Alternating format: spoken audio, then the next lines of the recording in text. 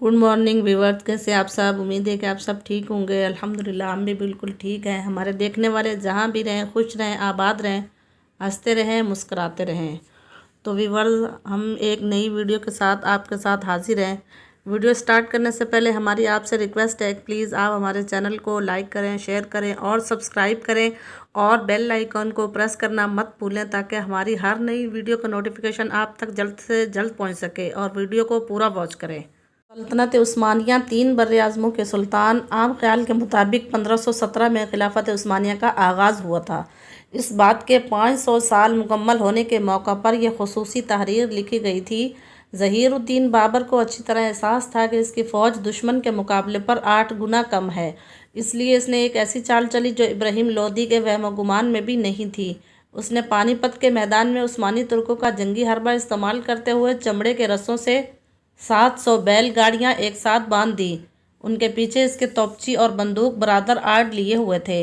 इस ज़माने में तोपों का निशाना कुछ ज़्यादा अच्छा नहीं हुआ करता था, लेकिन जब उन्होंने अंधाधुंध गोलाबारी शुरू की तो कान फाड़ देने वाले धमाकों और बदबूदार धुएं ने अफ़गान फ़ौज को हवास बाख्ता कर दिया और इस नागहानी आफत से घबराकर जिसका जिधर मुँह उठा उधर को भाग पड़ा। उस्मानी तोहफ़ा यह पानीपत की पहली लड़ाई थी और उसके दौरान हिंदुस्तान में पहली बार किसी जंग में बारूद इस्तेमाल किया गया। 50,000 सिपाहियों के अलावा इब्राहिम लोदी के पास 1,000 जंगी हाथी भी थे, लेकिन सिपाहियों की तरह उन्होंने भी कभी तोपों के धमाके नहीं सुने थे। इसलिए पोरस के हाथियों की तारीख दोहराते हुए वो जंग में हिस्सा लेने के बजाय दुम दबाकर यूं भाग खड़े हुए कि उल्टा लोदी की सफ़ें तितर बितर कर दी। बाबर के 12,000 तरबियत याफ्ता घुड़सवार इसी लम्हे का इंतज़ार कर रहे थे। उन्होंने तेज़ रफ्तारी से पेशकदमी करते हुए लोदी की फ़ौज को चारों तरफ से घेर लिया और कुछ ही देर बाद बाहर की फतह मुकम्मल हो गई। इस जंग को तारीख़ की सबसे फैसलाकुन जंगों में से एक करार दिया है। ये अज़ीमुश्शान मुग़लिया सल्तनत का लम्हा आगाज़ था। उस ज़माने में बाज़ंतीनी सल्तनत आखिरी सांसें ले रही थी और अंतोलिया मुतअद्दिद छोटी छोटी रियासतों में बटा हुआ था। 1254 में पैदा होने वाले उस्मान गाजी इनमें से एक छोटी सी रियासत सोगूत के तुर्क सरदार थे। ताहम उन्होंने एक दिन एक ऐसा ख्वाब देखा जिसने तारीख़ का रुख मोड़कर रख दिया। बरतानवी मौर्रिख ने अपनी किताब उस्मान का ख्वाब में लिखा है कि एक रात उस्मान एक बुजुर्ग शेख अदीबाली के घर में सो रहे थे कि उन्होंने एक ख्वाब देखा कि उनके सीने से एक दरख्त उगकर सारी दुनिया पर साया डाल रहा है। उन्होंने जब शेख को ख्वाब सुनाया तो उन्होंने कहा, उस्मान मेरे बेटे मुबारक हो, खुदा ने शाही तख्त तुम्हारे और तुम्हारी औलाद के हवाले कर दिया है। इस ख्वाब ने उस्मान गाजी के लिए एक ऐसा काम किया कि वो समझने लगे कि अब इन्हें खुदाबंदी ताईद हासिल हो गई है। इसके बाद उन्होंने आसपास के सुलजूक और तुर्कमान रियासतों और बाज़ंतीनों को पे दर पे शिकस्तें देकर इंतोलिया के बड़े हिस्से पर अपना झंडा गाड़ दिया। उस्मान के जानशीनों ने जल्द ही अपनी नज़रें यूरोप पर जमा दी। 1326 में उन्होंने यूनान का दूसरा बड़ा शहर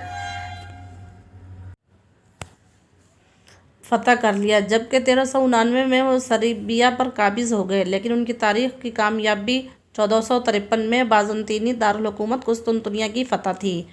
मुसलमान पिछले 700 सालों से इस शहर पर कब्ज़ा करने की कोशिश करते चले आ रहे थे, लेकिन इसका जोग्राफिया कुछ ऐसा था कि वो हर बार नाकाम रहे। कुस्तुनतुनिया को 3 तरफ से बहीरा बास्फोरस ने घेरे में लिया हुआ है, जो इसके लिए शहर पनाह का काम करता है। दूसरी जानिब उनके 28 जंगी जहाज़ पहरे पर मामूर थे। 22 अप्रैल 1453 को उस्मानी सल्तनत मोहम्मद फ़ातेह ने एक ऐसी चाल चली जो किसी के वहम गुमान में भी ना थी। उन्होंने खुश्की पर तख्तों की शाहरा तैयार की और उस पर तेल और घी डालकर इसे खूब फिसलों बना दिया। इसके बाद उन्होंने अपने 80 बहरी जहाज़ इस रास्ते पर मवेशियों की मदद से घसीट कर दूसरी तरफ पहुंचा दिए और शहर की हैरत ज़दा मुहाफ़िज़ों पर आसानी से काबू पा लिया।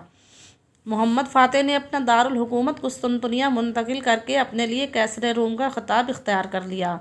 उस्मानी खलीफा फ़ातेह के पोते सलीम अव्वल की नज़रें कहीं और थीं। उन्होंने 1516 और 1517 में मिस्र के ममलूकों को शिकस्त देकर मिस्र के अलावा मौजूदा इराक़, शाम, फ़लस्तीन, उर्दन और सबसे बढ़कर हजाज पर कब्ज़ा करके अपनी सल्तनत का रकबा दुगना कर दिया। मुख्तसर अरसे में यके बाद दीगरे कामयाबियाँ हासिल करने के दौरान सलीम अव्वल का सबसे मौसर जंगी हथकंडा वही था जो 10 साल बाद ज़हीरुद्दीन बाबर ने पानीपत में आजमाया था। ہمایوں خلیفہ بابر کے جانشین ہمایوں کو عثمانیہ کا یہ احسان یاد رہا۔ وہ سلیم اول کے بیٹے سلمان عالی شان کو ایک خط میں لکھتے ہیں: رتبہ خلافت پر فائز عالی جناب، فلک عظمت کے ستون، اسلام کی بنیادوں کے رکھوالے سلطان کے لیے نیک تمنائیں۔ آپ کا نام قدر و منزلت پر کھدا ہوا ہے اور آپ کے دور میں خلافت نئی بلندیوں تک پہنچ گئی ہے۔ اللہ کرے کہ آپ کی خلافت جاری و ساری رہے۔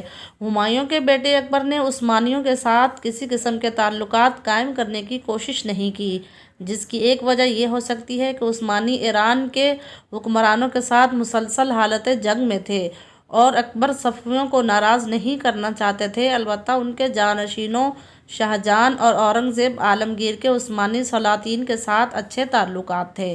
ان کے درمیان تحائف اور سفارتی وفود کا تبادلہ عام تھا اور وہ انہیں تمام مسلمانوں کا خلیفہ مانتے تھے۔